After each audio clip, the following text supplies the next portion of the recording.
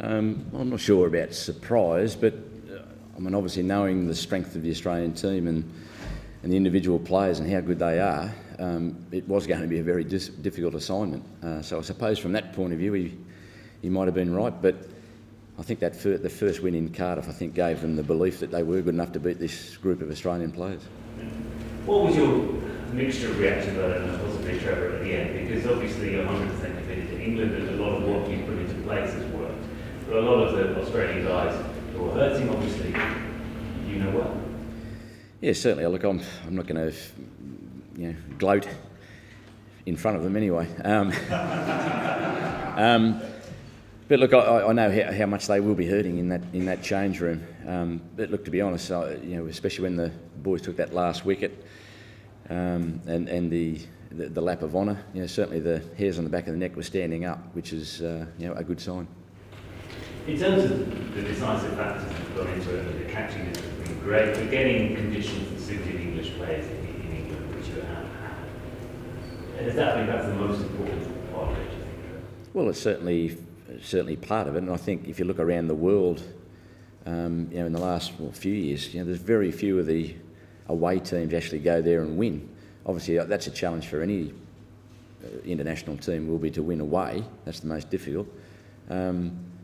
So I think that's the way it should be. That the opposition team comes and has to play in the conditions that most suit the home team, and certainly, I think as we saw, with the wickets that move around a bit seam, and obviously a bit more swing over here as well, is that some of the techniques were tested with the Australian boys. From an English point of view, you've still got to be able to put the ball in the right spot. So to be able to do that, and the skill they showed to do that with the movement they were able to extract out of the wicket was a fantastic effort. Could I just ask you one thing about Ben Stokes? I mean, there's a lot of potential, a lot of players, but the way that he's come into the series, especially in this match, what he could do with the ball, the catches and technique. I mean, how much potential? People were very excited about what he could be as an all-rounder in the East. Yeah, look, I'd be loath to put too many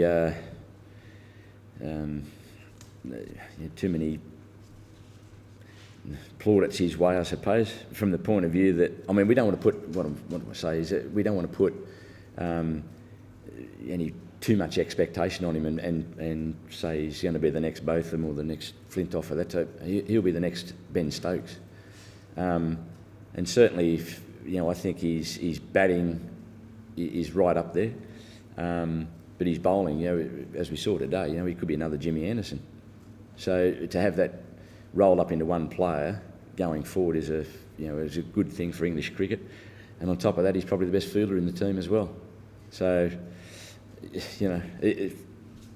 where he'll end up, I'm sure we'll all enjoy watching where he ends up and the performance he puts on the board over the next 10 or 15 years. Looking forward to it.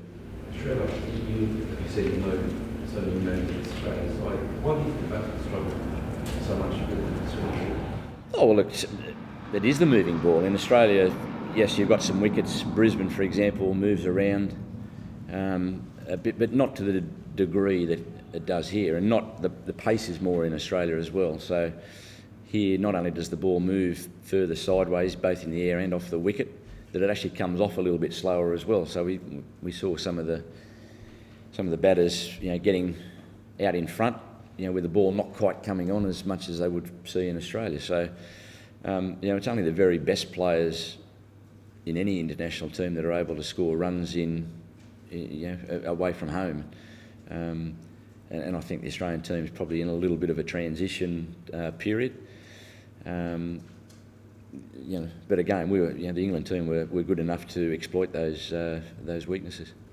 Trevor, we've seen things like the football game that goes on before every training session, every day's play. England looks like a very happy team. I mean, how spot on is that? How beneficial is that to what goes on once you get into the pitch?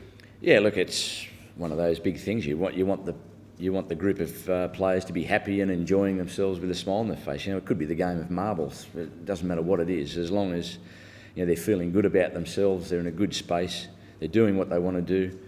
But walking off after the warm-up, ready to go for that first ball, and certainly certainly since I've been here, the game of football that the boys play, it certainly gets the juices flowing.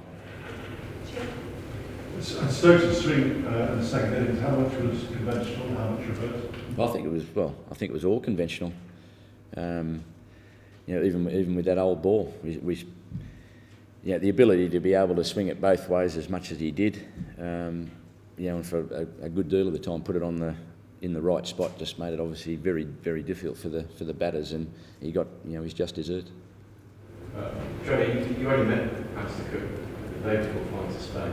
You didn't know much about him as a captain. What have you learned about him as a captain during this month of it? Yeah, well, first of all, look, he's a fantastic guy. I mean, he's very well respected in the dressing room, not just because of his own record, but because of the type of person he is. But from a captaincy point of view, I thought he's captained extremely well in this series so far. He's been proactive, not reactive, and I think the results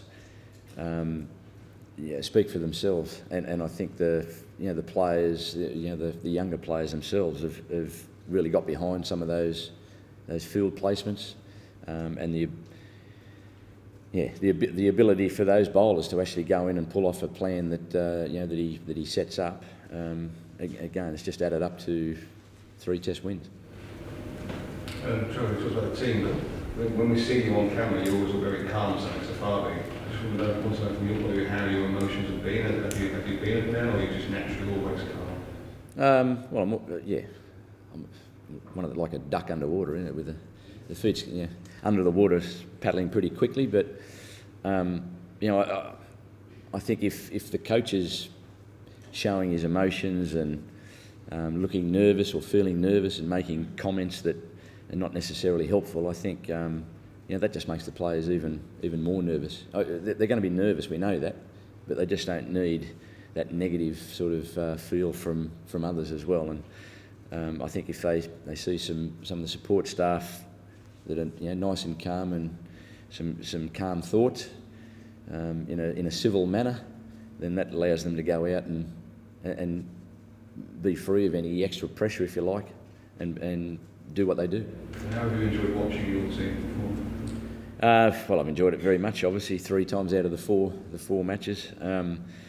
The pleasing thing after the loss in Lords was that they were, we did have a sit down and have a bit of a chat about it, but they were all very honest in their self-appraisal, and I don't think you can move on unless you are honest of your own performance, and they knew they had to do better, and they certainly came out in these last 2 matches and stuck to their own plans rather than thinking necessarily about what the Australians were doing. Concentrate on what we do and what we do well, and if that's not good enough to win, well, so be it. But that's how we'll play our best cricket, and if we do play our best cricket, we'll be very difficult to beat, and we showed that in these last 2 matches. Trevor, in saying that, how important is your intimate knowledge of some of the Australians, their strengths and weaknesses?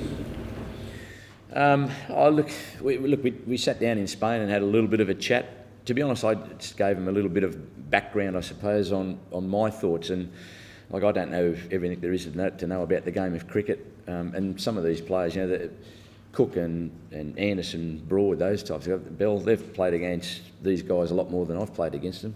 Sometimes when you're playing with them, you don't actually necessarily think of all of their weaknesses, I suppose. So those senior players had a lot to do. I probably asked a number of questions of them, of the players, how they would bowl to certain, to different players, and maybe suggested 1 or 2 little things. But all credit to Cook and the experienced players in the squad. I think they've done a fantastic job. What can this team achieve? It's a long-term target to get them back to number 1 in the world. Well, yes, it is. Look, first of all, we'll enjoy obviously this win tonight, but look, we're not going to paper over the cracks. There are some improvements to be made in this with this team if we want to be the best in the world, or play consistently good cricket over a period of time, and in foreign soil.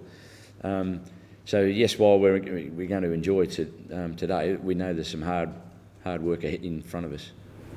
That's one. Steve Smith will captain the opposition after the series. Is there a sense of pride in years through the Sixers in New South Wales, and how ready do you think he is for a full-time post like that?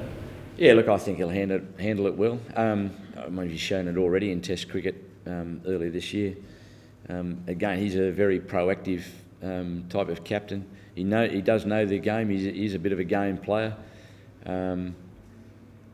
Look, I just think he'll do a fantastic job, and I think he's certainly got the respect of the rest of his teammates. You know, they certainly know that he is, you know, one hell of a player and a very good captain.